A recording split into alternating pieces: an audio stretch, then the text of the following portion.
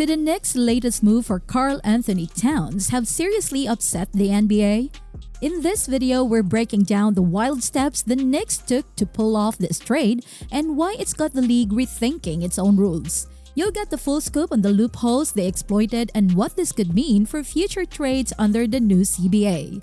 Stay tuned for all the insider details only here on Sports Frenzy TV. The Knicks, who have been eyeing Karl-Anthony Towns for a while, face some serious financial hurdles to make this trade happen.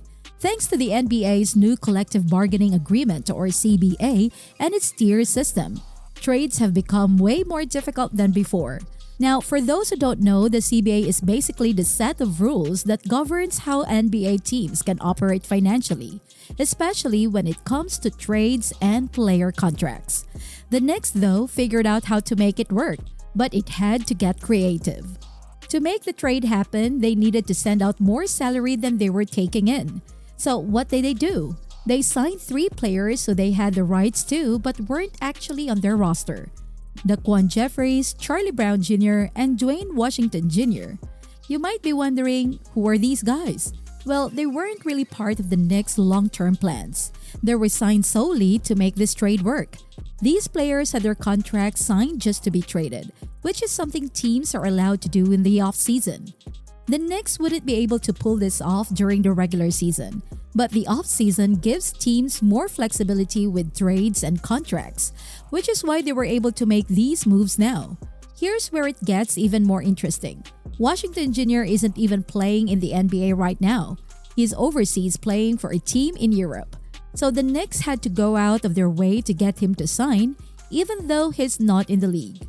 It shows just how far they were willing to go to make this trade happen. Now, as part of this deal, they sent those 3 players to the Charlotte Hornets. The Hornets, for their trouble, are receiving some cash and 3 second-round draft picks. So Charlotte is essentially helping the Knicks by absorbing some salary, and they're getting compensated for it with those picks and cash. This was crucial for making the trade legal under the current CBA rules, but we're not done yet. Karl-Anthony Towns is the star player the Knicks were gunning for.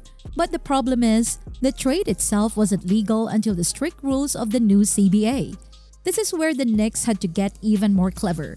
According to what's been floating around, Julius Randle and Dante DiVincenzo are heading to the Minnesota Timberwolves as part of this deal.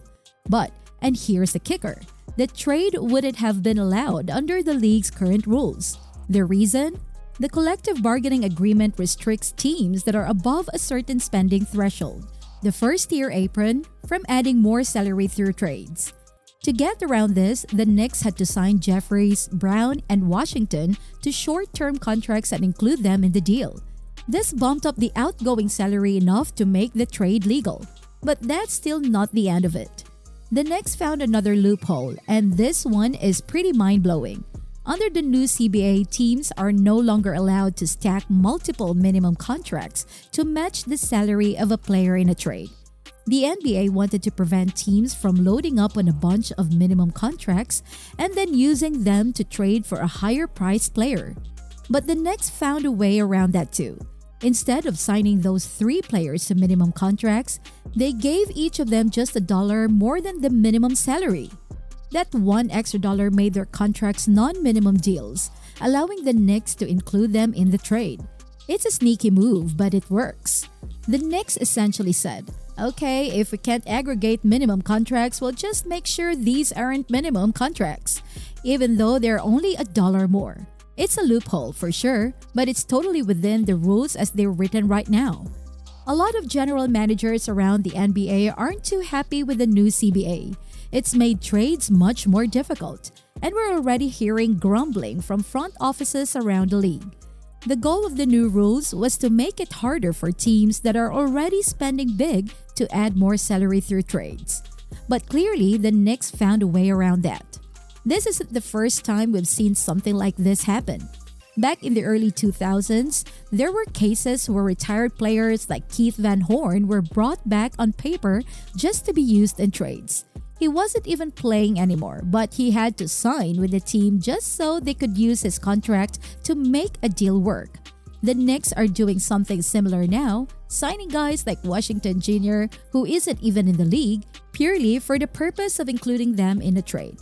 But here's where it gets really wild. The Knicks are above the first-tier apron, which means they're not supposed to be able to add salary in a trade. If you're above the threshold, you're only allowed to take back less salary than you're sending out. So how did the Knicks manage to add Karl-Anthony Towns, whose contract is definitely not small? Because it's the off-season, they used the loophole in signing players they had rights to, bumping up their outgoing salary and then using those contracts in the trade. Essentially, they were able to add salary in a roundabout way. They weren't supposed to be able to do that, but by using the flexibility of the off-season and the quirks of the CBA, they pulled it off. It's a big deal because it goes against the spirit of the rules. The league put these restrictions in place to prevent teams like the Knicks, who are already spending a ton of money, from adding even more salary and improving their roster. But the Knicks saw an opportunity and they took it.